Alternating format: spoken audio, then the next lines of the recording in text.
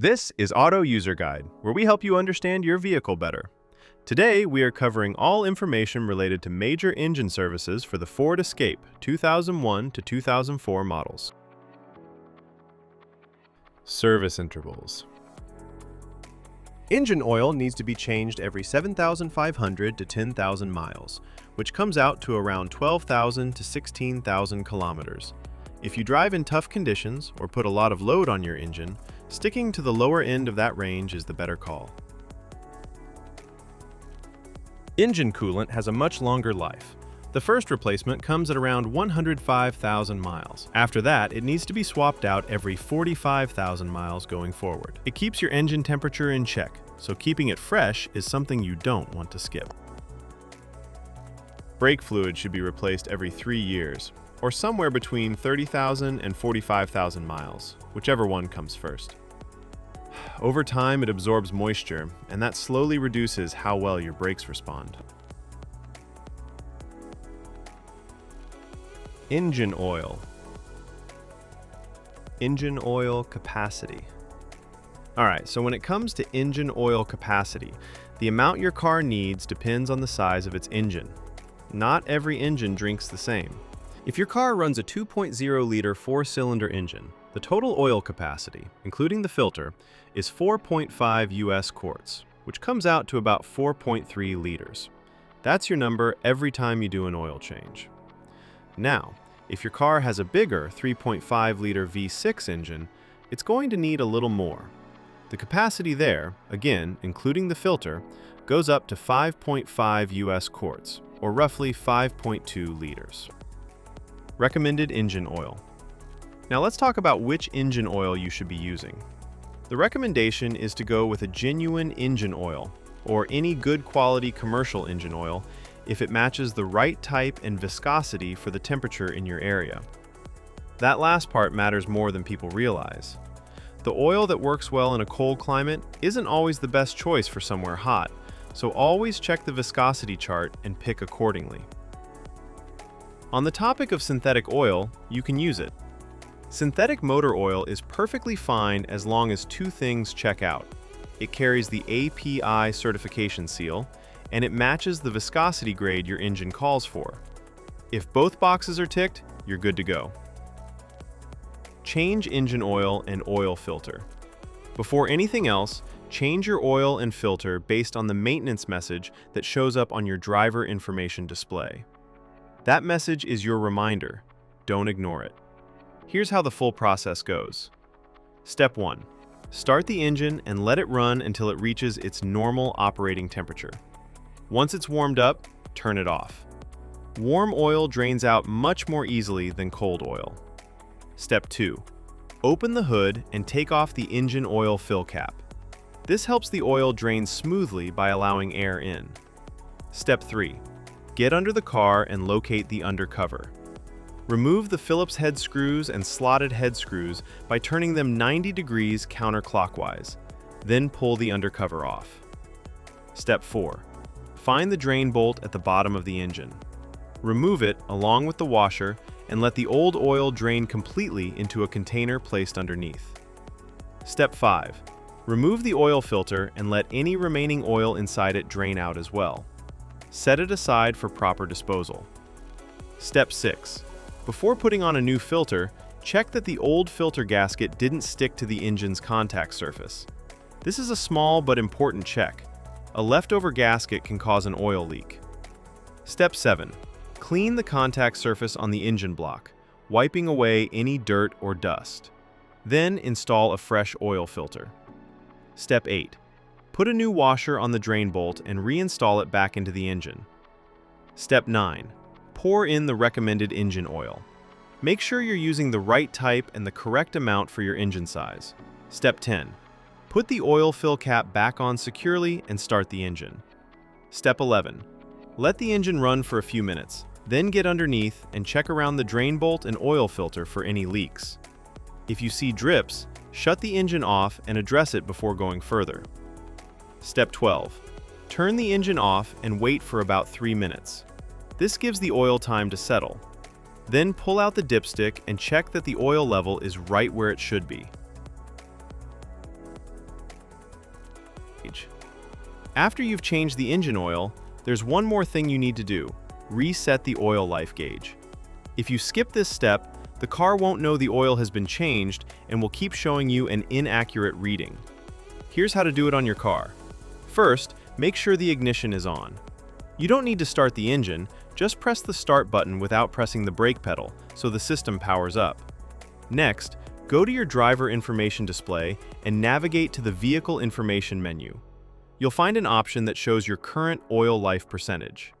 Once you're on that screen, press and hold the selection button, usually the one on your steering wheel, for about 10 seconds. The oil life indicator will start to blink, which means it's ready to be reset. While it's blinking, press and hold the button again. The display will reset back to 100%, confirming that the system now recognizes the fresh oil. Once you see 100% on the screen, you're done. The gauge has been successfully reset. After that, go ahead and start the engine normally. Let it run for a moment and confirm that no warning lights related to the oil are showing up on the dashboard. Now we're moving on to coolant and fluid specifications. Keeping your coolant at the right level is just as important as your engine oil. It keeps your engine from overheating and running into serious problems. Engine coolant, radiator. Before you touch anything, make sure both the engine and the radiator are completely cool. Never open the radiator cap on a hot engine. The pressure inside can cause boiling coolant to spray out and burn you. Once everything is cool, place your hand on the radiator cap and turn it just 1/8 of a turn counterclockwise. This releases any built-up pressure inside the cooling system. Give it a moment to settle. Now push the cap down and continue turning it counterclockwise to fully remove it. Look inside and check the coolant level. It should be right up to the base of the filler neck. If it's sitting lower than that, go ahead and top it up with the correct coolant. Once the level is good, place the radiator cap back on and tighten it fully. Make sure it's secure before you close the hood. Engine coolant, reserve tank. Again, before checking anything, make sure the engine and radiator have cooled down completely. Now locate the reserve tank. It's a small, translucent container usually sitting near the radiator. Look at the side of the tank and check where the coolant level sits. If it's below the minimum mark, add the specified coolant slowly until it reaches the maximum mark. Don't go above it. Once the level is good, take a moment to inspect the cooling system for any leaks. Look around the hoses, the radiator, and the reserve tank itself. If you notice any drips or wet spots, that's something that needs attention before you drive the car. Now, let's talk about replacement of brake fluid. Checking your brake fluid is straightforward. On the side of the brake fluid reserve tank, you'll notice two markings, a minimum and a maximum line. Your fluid level should always be sitting somewhere between those two marks. If the level is at or near the minimum mark, you need to top it up. Don't let it drop below that line. Low brake fluid can affect how your brakes respond, and that's not something you want to find out about while you're driving. At the same time, don't overfill it past the maximum mark either. Just keep it in between and you're in good shape. One thing worth mentioning for those driving a manual transmission model, your brake fluid reserve tank also takes care of the clutch fluid. It's the same tank serving both systems. So, as long as you're keeping the brake fluid level between the minimum and maximum marks like we just discussed, you don't need to check the clutch fluid separately. It's already covered. Tire rotation schedule. Tire rotation is one of those maintenance steps that people often overlook, but it makes a real difference in how long your tires last. Generally, you should be rotating your tires every 5,000 to 10,000 kilometers. If your vehicle manufacturer recommends a different interval, go with that instead.